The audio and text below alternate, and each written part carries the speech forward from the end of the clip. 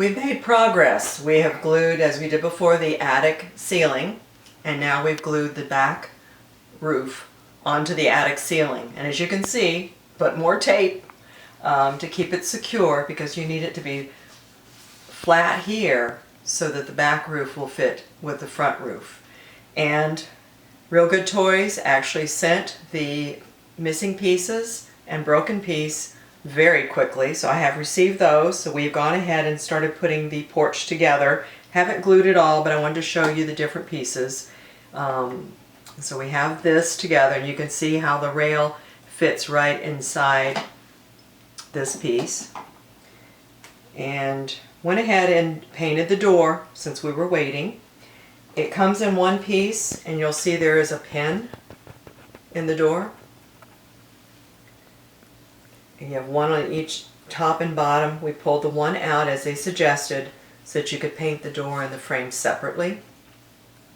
I have chosen this color because it matches the the flower of Maui, the pink damask rose.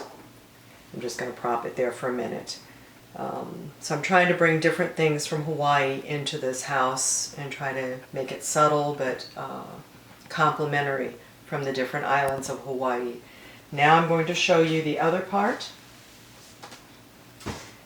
The next step after we put the porch together, and you'll notice we have to have the post to hold up the porch roof.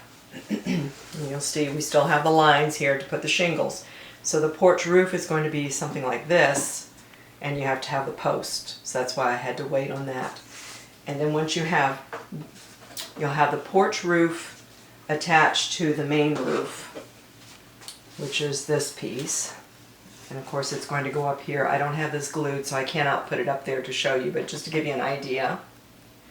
But the instructions also tell you, in the meantime, to go ahead and glue the dormer roof and sides together.